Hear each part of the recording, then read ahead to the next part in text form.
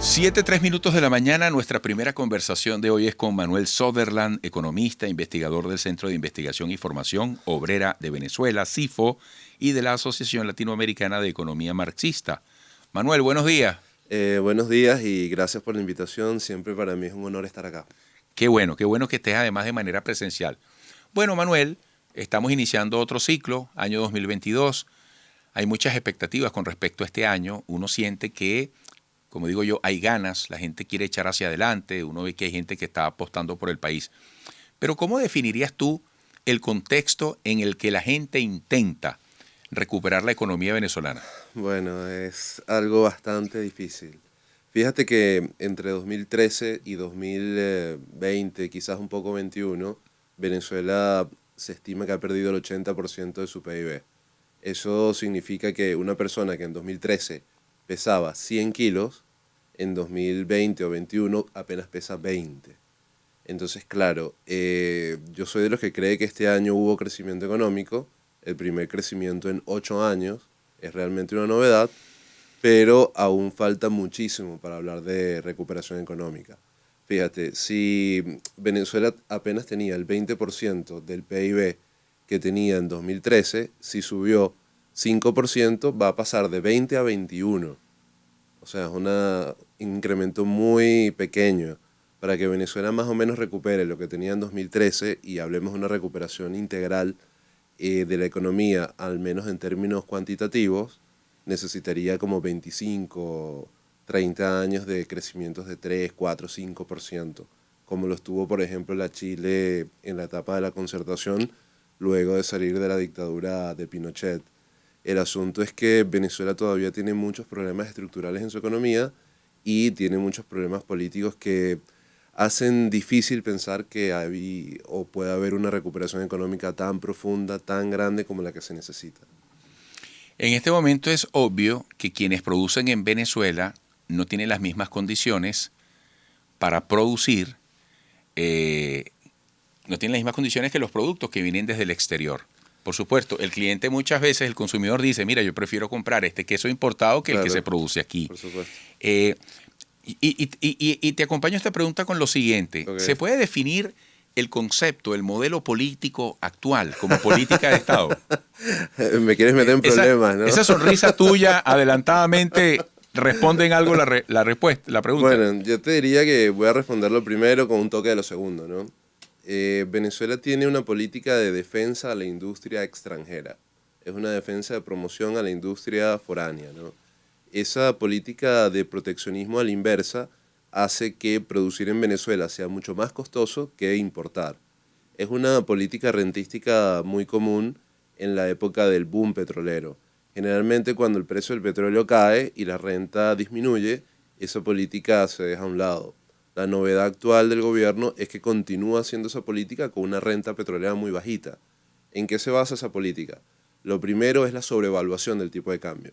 El tipo de cambio es artificialmente bajo. Si el gobierno dejara que el tipo de cambio tuviera el valor de mercado, no fuera 4.65, sino fuera... Hay cálculos que dicen 12, Tú hay sabes que cálculos que dicen eso mismo 14. dijo ayer Gil Yepes sentadito donde estás tú. Sí, sí, es que es muy evidente ya. Ahora, eso a lo mejor no le causa simpatía a la gente, que tenga que Eh, pagar más por $1. claro, es bastante antipopular, pero es necesario. Los cálculos que nosotros tenemos es que el dólar debería estar por los 28, 30 bolívares. El hecho que esté en 4.60 se debe a que el gobierno ha gastado casi 2.000 millones de dólares en el mercado interno tratando de frenar ese precio.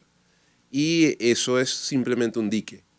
En la medida en que el agua va subiendo, va subiendo, va subiendo, va preparando una mega devaluación. Cuando tú dices lo gasta, el gobierno gasta para mantener ese dique, ¿podemos saber lo gasta en qué? Sí, no, es muy, muy sencillo. El gobierno va a las mesas de dinero interbancarias y ofrece dólares a 4.50, 4.45 y hace que el precio del dólar no baje.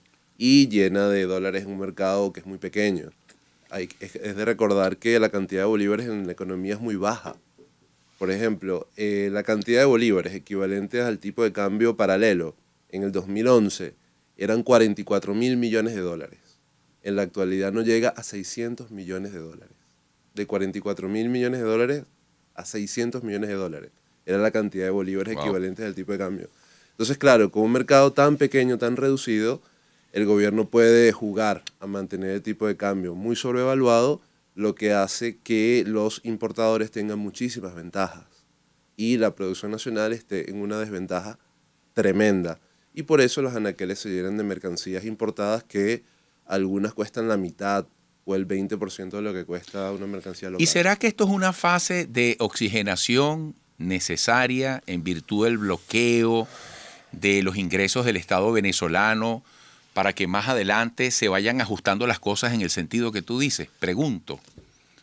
Yo creo que fue una fase necesaria en el momento de 2016, 2017, que la escasez era muy fuerte, que las mismas políticas del gobierno de control de precios, control de cambio, habían disminuido muy fuertemente la oferta y había una necesidad de llenar los anaqueles, como sea. Esa política se entiende y se comprende, pero ya estamos en 2022 y ya han pasado varios años de exoneraciones de aranceles para bienes importados, varios años de sobrevaluación enorme del tipo de cambio y varios años en los cuales muchas de esas mercancías no pagan impuestos. Por ejemplo, decía un artículo de William Newman en New York Times que hablaba que botellas de whisky cuestan mucho más en New York que en Venezuela. Sí, Exacto, porque sí, no pagan señor. impuestos Sí, y no señor. están nacionalizadas y eso es un desastre. Ponerle gasolina a mi carro, querido Sutherland, amigos oyentes y radioyentes o televidentes, me resulta más costoso que una botella de whisky 12 años. Sí, es Tú lo sabes. increíble. Sí, es Tú increíble. lo sabes. Y de hecho, nosotros hicimos un cálculo muy sencillo. Si el gobierno hubiera cobrado $0.50 desde 2004 hasta 2015, hasta 2019, mejor dicho, por la gasolina, PDVSA hubiese recibido 185 mil millones de dólares como ingreso. Es decir, hubiera recibido casi 4 veces el monto de su deuda actual. Los subsidios todavía son muy grandes y el subsidio a la gasolina es un subsidio que estoy en pleno desacuerdo. Un subsidio que lamentablemente genera mucha corrupción, genera mucho contrabando y solo permite que mafias estén alrededor de eso Tú estás medrando. diciendo que en términos económicos o de salud económica Es un crimen. debería haber un solo precio en dólares Correcto. de la gasolina, ¿sí? Sí, pagado en bolívares. Pero el país estaría en capacidad de Es necesario. asumirlo. Sí, sí, es necesario porque el precio de la gasolina no se puede sostener. Esta es una gasolina mayoritariamente importada, que se paga a precios elevados y la capacidad de refinación en Venezuela, que alcanza 1.300.000 barriles, la capacidad total, se dice que está por el orden de los 50.000, 60.000, 80.000 barriles efectivos. Entonces, una gasolina que se importa no se puede regalar. Hay oportunidades para dar subsidios mucho más focalizados y mucho más eficientes. Los subsidios que son completamente abiertos se prestan para el mal uso, para el derroche. Por ejemplo, si la gasolina es gratis, yo le digo, llena el tanque y me quedo media hora con el carro prendido, con el aire acondicionado, porque como es gratis, o voy a hacer a la panadería que a 2 cuadras y saco una camioneta de 10 toneladas. Es un asunto económico, cultural. Claro, Fíjate que es el derroche. en la colonia Tovar la gente me decía, hace poco que fui un día, ida por vuelta, me decía, Eduardo, tenemos un grave problema. No hay gasolina dolarizada aquí arriba, es Claro. toda subsidiada. Entonces, mira, todo es una corrupción, todo es un Exacto, problema, exacto. es inviable. No, y se hacen colas, entonces mientras más se hacen colas, tapan arterias importantes. Ahora, en la Es un próxima parte, desastre. Sutherland, en la próxima parte, entonces, ¿cómo hacemos si habría que sincerar aspectos como este que tú acabas de decir, que no le simpatizará al que dice, ya va, pero entonces yo no voy a poder poner gasolina? Es doloroso. Entonces, al regreso, ¿cómo hacemos con el ingreso del venezolano, que todavía gana en bolívares? Hay economistas por ahí que dicen, mentira, aquí el venezolano no cobra en bolívares, aquí no sé qué. Eso es muy relativo. Entonces, vamos a explicar. al regreso hablemos de eso, porque Correcto. fíjate, el tema salarial oficialmente no se toca. No se toca. Secreto. Sí, Eso, sí. ahí va, ahí va. Y bueno, ¿cómo hace la gente con la institución del trabajo, con el salario? Porque se dolarizó la economía, ¿no? Vamos a regresar con el economista Manuel Sutherland. Bueno, 7:17 minutos. Manuel, bueno, hablábamos del tema salarial y en medio, fíjate tú la pregunta que te voy a hacer, va todo ligado. En medio de esta circunstancia, uno ve que, por ejemplo, en el área de embutidos, uno ve un pocote de marcas, industria nacional, eh, las marcas del café, un pocote de marcas de café, eh, pinturas, un pocote de marcas de pintura. Esas industrias que te dicen, mira, hecho en Venezuela, aquí estamos, una industria, tantos años, estos están empezando, otros... ¿Cómo hacen dentro del ambiente que tú acabas de escribir? Bueno, para mí eso es una gestión heroica, ¿no? Eso no tiene otro nombre. Eso es una gestión heroica ¿Verdad? que, sí, claro. Porque tú sabes, Manuel, que generalmente a esa gente le dicen, no vale, sospechoso, un enchufado. Bueno, hay mucho prejuicio, ¿no? Hay Ajá. mucho prejuicio en eso y mucha gente dice que cualquier persona que tenga una empresa nueva es enchufada Ujú. y eso es completamente falso, ¿no?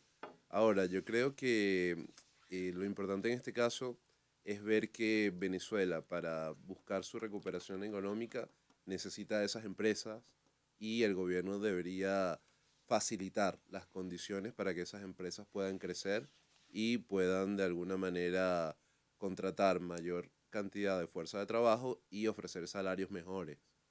La base para el ofrecimiento de mejores salarios es el aumento en la productividad. Y una de las palancas más importantes para eso es la adquisición de maquinarias y equipos. Pero lamentablemente no hay crédito en Venezuela. No sé cómo estarán tus tarjetas de crédito, pero por ejemplo, el crédito al consumo, yo tengo un bolívar de crédito, de tarjeta de crédito como límite, un bolívar de extra límite y como un bolívar de extra no sé Ya, qué ya cosa. no hay clave secreta. Públicamente tú la dices para pagar el Exacto. estacionamiento. ¿Ah? Sí, exacto. Y Increíble, doloroso. es terrible y el encaje legal es demasiado alto. Es el 85%. En otros países es el 0,5%, el 1%, el 1,5%. Quizás el país que tenga un encaje legal más alto que recuerde sería 7%, pero 85% es extremo. Entonces la banca está muy apretada. Tanto la banca pública como la banca privada no pueden prestar. Y todos los empresarios viven de pedirle prestado al banco, tomar ese dinero, comprar materia prima, maquinarias y ir produciendo, ¿no? Y pagar ese dinero a crédito. Entonces la mayoría de la economía se mueve en cash. Y eso hace que haya muy poca oportunidad para poder financiarse, para apalancarse. Hay empresarios que me han dicho que pagan en dólares hasta 9, 8, 7% mensual. O sea, ¿tú te imaginas lo que es eso? Eso al ¿Le pagan a año quién? a A prestamistas. prestamistas. Sí, 8, 7, 9% Digamos, mensual. financiamiento privado person to person. Claro, pero eso es del siglo XIV, del Claro. siglo XV. Y además las tasas, si llevas eso a una tasa bancaria anual, sería como 180, Y me doscientos por pregunto yo, ciento. aquí especulando, Una locura. ¿será que el gobierno dice, bueno, mientras corregimos, por lo menos estos grandes capitalistas están trayendo su dinero de afuera? Probablemente, pero el asunto es que yo creo que el gobierno trata de evitar que haya bolívares circulando para que no presionen el tipo de cambio y mantener un tipo de cambio bajo. Mm. El asunto es que esa política es una política que contrae mucho las posibilidades de recuperación económica y también contrae las posibilidades de recuperación salarial, aunque el salario en el sector privado ha crecido mucho, todavía es muy bajo. Hay informes de Conindustria, de Anova Consulting y de otras empresas que dicen que el salario en estos últimos 2 años ha pasado de ser 25 o 30 dólares en el sector privado a ser 120, 115, 130 como salario mínimo pagado al personal de menor calificación. En cambio, en el Estado el salario se ha ido congelando y Ujú. se ha ido bonificando. Es increíble que todavía empleados del sector público profesionales estén ganando 5, 6, 10, 15 dólares, el equivalente, evidentemente. Eso es inhumano. Manuel, el 2024 está a la vuelta y más allá del pragmatismo electoral, ¿Sí? chico, tenemos que vivir de aquí a allá y más allá. Entonces te pregunto, ¿en la estrategia de Maduro le puede convenir dar señales contundentes de seguridad jurídica, de confianza? Un poco lo que tú decías, el gobierno debe facilitar las cosas. Claro. ¿Tú crees que que aunque sea a la fuerza, más allá del discurso que han manejado siempre, polarizante, bueno, y las cosas que han hecho con las estatizaciones, las intervenciones y todo eso, Los da caso. los da caso, ¿tú crees que realmente, vamos a decirlo así, el chavismo en el poder esté en disposición de darle confianza a Venezuela? Yo tengo muchos amigos chavistas, ¿no? Y familiares chavistas, pero sinceramente y con todo respeto considero que el chavismo como personal político es el menos adecuado para dirigir la recuperación económica. Y aunque podamos crecer un poco, vamos a crecer mucho menos de lo que pudiéramos crecer. Eso se explica por tres cosas. Lo primero es que el gobierno tiene una relación muy mala con la gran mayoría de la comunidad internacional. Eso implica que tenemos créditos cerrados, que tenemos imposibilidad de pedir dinero que nos corresponde en el Fondo Monetario, que tenemos activos congelados y que tenemos mucha dificultad para realizar transacciones comerciales grandes, ¿no? Lo segundo es que hay una desconfianza jurídica muy grande. Y te voy a dar un ejemplo. Incluso actualmente el Banco de Venezuela tiene una especie de mini corralito con divisas. Yo abrí una cuenta ahí en divisas en 2012 y todavía me quedan algunos dólares que no he podido sacar porque ellos dicen simplemente que no te los vamos a dar porque las sanciones, el bloqueo, X. Pero entonces están recibiendo nuevas divisas y nuevos euros, nuevos dólares, y eso hace que sea difícil sacarlos y que sea difícil confiar en la posibilidad de que el gobierno realmente pueda cambiar todo lo que ha hecho. Yo quisiera que existiese un espacio de diálogo económico, no solamente un diálogo político, sino un diálogo económico, donde factores sindicales, obreros, empresariales, universitarios, puedan conversar abiertamente con el gobierno y plantear necesidades urgentes para que la economía empiece a mejorar, desde el respeto y desde la necesidad de entendernos y superarnos como sociedad. Tú sabes que esto como anécdota. Ayer fui a una importante cadena de farmacias. Tú sabes que estaban vendiendo cauchos de bicicleta. Tenía un segmento para ciclistas, pero yo digo, pero con todos los hierros, pero variedad de cauchos, no es que era una cosa pirata. Muy bien, muy bien. Entonces, es complejo esto, ¿no? Es complejo. Deletrear la Venezuela de hoy. Es complejo porque hay mucha gente que quiere realmente crecer, que quiere vender, que quiere moverse, y hay cosas que la traban. Por ejemplo, el gobierno tenía una política interesante para registro de pequeñas y medianas empresas, pero este año cambiaron esa política y ahora te puede costar hasta $2.000 en aranceles, pagos, registro. Eso es muy costoso para un emprendedor. Entonces la idea sería hacer exactamente lo opuesto, abaratar esos registros para que gran parte de los que están en Instagram, gran parte de los emprendedores puedan registrarse formalmente. Formalizarse. Exacto. Y para que puedan pagar impuestos también, claro, mejor, y también para que de alguna manera puedan acceder a créditos. Así es. Para que puedan crecer. Bueno, Manuel, qué aporte tan útil. Te lo agradezco en nombre de la gente que nos está siguiendo en vivo, por radio, por televisión. Mira, tú dices que te tenemos abandonado y Carmen Elena dice que no te pierdas. Como dice la señora de la televisión, ¿quién tiene la razón? No es que dice... Se la doy a Carmen Elena, por supuesto. Como buen caballero. Gracias, Manuel. Hasta pronto. Un honor. Manuel Sutherland, economista, investigador del Centro de Investigación y Formación Obrera de Venezuela y de la Asociación Latinoamericana de Economía Marxista. Qué interesante es recibir luces para intentar entender la economía. 7:25, volveremos.